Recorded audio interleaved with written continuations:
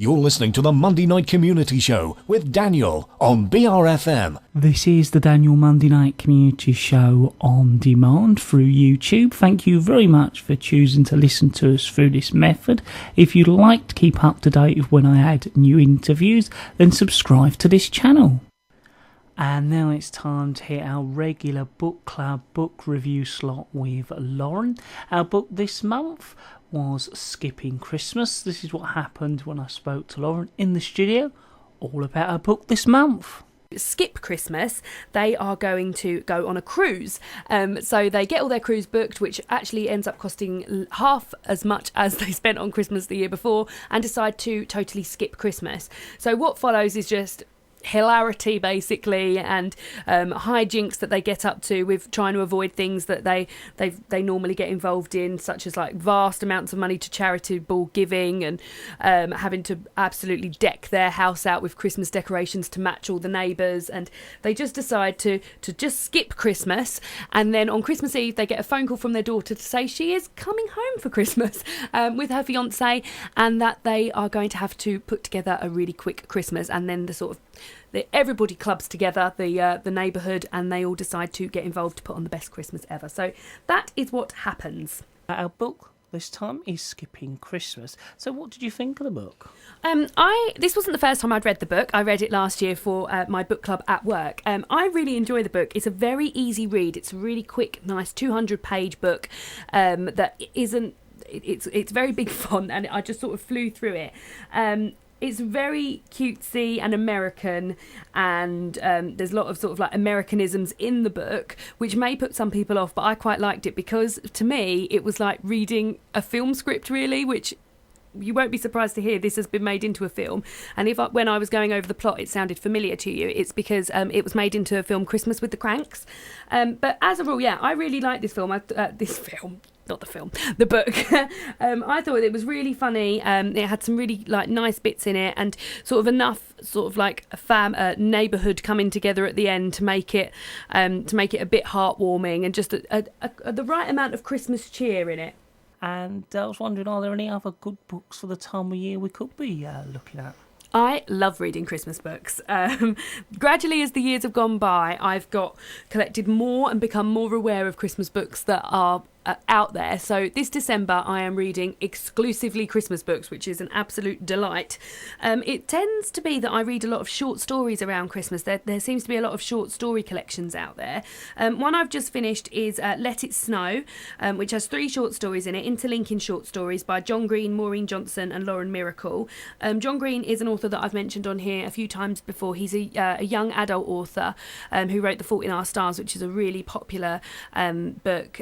This is a series, as I said, of 3 interlinking short stories, holiday romances they're called. Again, very American, but still very, very enjoyable. One that I am reading at the moment is my guilty pleasure, Maeve Binchy. She has got a collection of short stories that goes under the collective title of This Year It Will Be Different, and these are just very short Irish tales of families and things that happen at Christmas with a lovely happy ending on every single story. I've read 6 of them so far, and everyone's got a happy ending, which is always lovely. The Snow Garden by Rachel Joyce, that's another one I've got coming up, a collection of short stories. That I've been told is a bittersweet look at Christmas. Again, it is interlinking, which I'm really looking forward to getting into.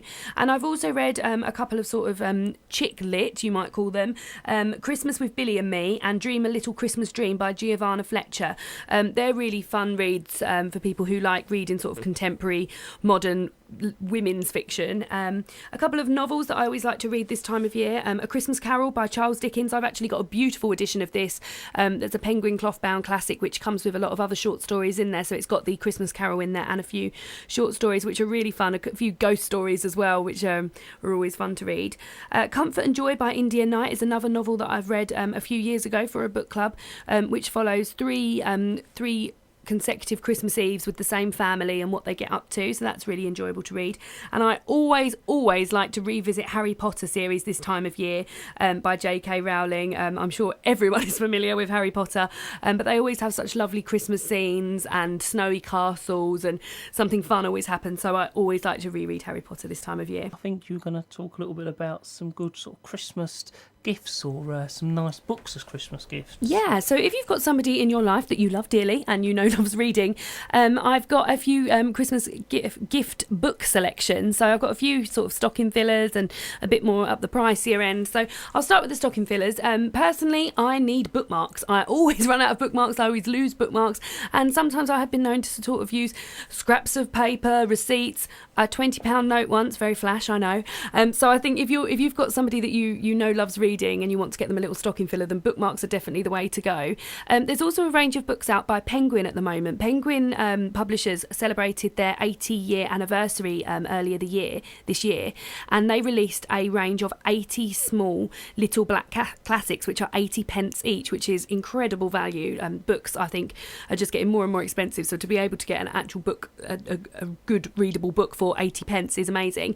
And these have got all the great authors. They've got one by Charles Dickens, Jane Austen, Thomas Hardy. They've got amazing range of books there, and they're all 80p, so I think they're amazing little stocking fillers and really, really fun. The range they've got, you will find something for everyone in there. Also a short story that I've read recently that I think everyone will be familiar with the author is a short story called The Grown Up by Gillian Flynn, who wrote Gone Girl. This was a really, really popular book last year and has got made into a film. I believe it was this year, it might even have been late last year, and she's written a short story that I picked up for a mere £2 in Tesco's, and I just think that's a really cute little stocking filler and something fun for everyone to enjoy. Up the pricier end, I have recently, for my birthday, it was my birthday last month, and I got the illustrated Harry Potter and the Philosopher's Stone, and this is an absolutely gorgeous book which I'm in love with. The plan, I believe, from the publishers is to release one of these books every year about this time, so they're going to be available for around Christmas time for years to come yet, because I've heard that they're going to split the later books into sort of 3 or 4 editions, because it's just the book I've got for the Philosopher's Stone is absolutely massive, and it's not even a very long book if you think about it. I think it's just under 200 pages, and it is absolutely humongous. So these books are going to be coming out for years and years. So they're a really, really nice collection to get into for people who love reading. In terms of, again, with the more pricier range, I collect a range of Penguin cloth-bound classics, which are beautifully bound books in all sorts of the colours of the rainbow, absolutely gorgeous, with embossed symbols on there. They are classic novels. I've got about 7 of them now, and my family kindly tend to buy me one for my birthday and then for my Christmas present. So I'm always adding to that collection. I'm going to talk a bit more about my YouTube channel a bit later on, but just to let you know now that I've done 2 gift guides on that YouTube channel. One for stocking fillers, where I've mentioned a few of the things that I've put in that video, and then one for sort of like just a bookish gift guide basically, and that's a really good place to have a look if you're looking to buy a bookish gift this year. And I know you're going to talk a little bit about your YouTube channel. If people out there are regular YouTube watchers, they probably know it's the time of Vlogmas, and I know that you're giving it a go. It is Vlogmas. So I'm not sure quite how long this has been going on YouTube, but Vlogmas is something that happens in Christmas time in December, where YouTubers film or put up a video or a vlog a day. So I have been partaking in this. It is now the 14th of December, so it is Vlogmas Day 14, and it's exhausting. I've really been enjoying it, but it's very, very tiring, because I just didn't realise how much effort it would take to film and get up a video every single day, but I have been loving it. I've done a range of videos, so I haven't been vlogging like a lot of booktubers or YouTubers do, but I've been putting up all sorts of videos from book reviews. I've done a book review on Skipping Christmas by John Grisham, the book that we're talking about this month. I've done 2 Christmas bookish gift guides, as I mentioned earlier, just a normal gift guide and then a stocking filler gift guide. I've done videos on books to read at Christmas, and my favourite booktubers, and I've done some not so booky things like me putting up my Christmas tree and talking about how much I enjoy highlighting the Radio Times and working out my TV schedule. So it's been really fun, and it's been a bit of an eye-opener for me to see how much effort people put into YouTube for people whose lives this is. Like, I think people look at YouTube, people like Zoella, like Fleur de Force, and think, oh, haven't they got it easy? Sitting and filming and editing is very, very time consuming. That being said, I have loved doing it, and I've loved watching all the other YouTubers and booktubers doing it. So yeah, if you fancy watching a few Christmassy booktube videos, then head over to my YouTube channel, which is www.youtube.com/Lauren and the Books. So, Lauren, what's going to be our book for next month? So next month is January, and it's a month where I historically always tend to read an autobiography or two, and whether that be because I get them for Christmas or just because I fancy a bit of a change at the beginning of the year. So this year I thought I would use the autobiography Spectacles by Sue Perkins. So Sue Perkins is one half of Mel and Sue, who host the Bake Off and have had a very successful television career, and I just find her hilarious, and I thought this would be a really good time to read her book. And I've seen it on I've seen it in the supermarkets for a while, so when I got it for my birthday I was absolutely delighted.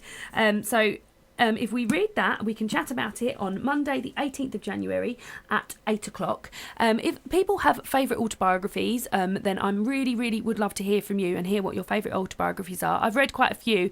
I think even people who don't love reading tend to have read an autobiography just based on their like favourites, people, football teams, television shows or anything. So I'm always really interested to hear what books people like. So if you've got a favourite autobiography, then please do let me know. You can get in contact with me on my email address, which is laurenandthebooks@gmail.com, on Twitter at Lauren the Books, and again my YouTube channel, which I mentioned earlier, is www.youtube.com/Lauren and the Books. And I'll just finish by reading out a little bit of bump from the back of this Sue Perkin autobiography. Sue is perhaps best known for being one quarter of double act Mel and Sue, where she plays the part of Mel. Together, the pair have bounced, shouted and gurned their way through countless hours of television, most memorably Light Lunch and its later counterpart, the imaginatively titled Late Lunch.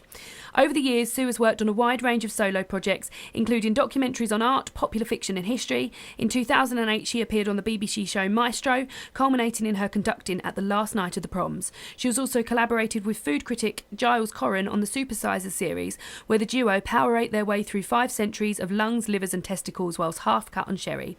In the last couple of years, Sue has travelled extensively throughout Asia, driving the Ho Chi Minh Trail, exploring the length of the Mekong River and getting felt up by a Cambodian hermit. She's a regular contributor to Have I Got News For You, Just a Minute, QI and the News Quiz, and has been crowned officially the world's greatest liar in a hard-fought contest in Cumbria. Oh, and apparently she does some cake show on BBC One. Well, I certainly look forward to hearing all that. Me too, I'm really excited about reading it. Well, Lauren, as always, thank you very much once again for coming along, and have a great Christmas. And you, Daniel, thank you so much for having me, and I've had a really great year doing this. I'm really looking forward to 2016 and more book clubs on BRFM. That is Lauren with our regular book club book review right here at the Monday Night Community Show.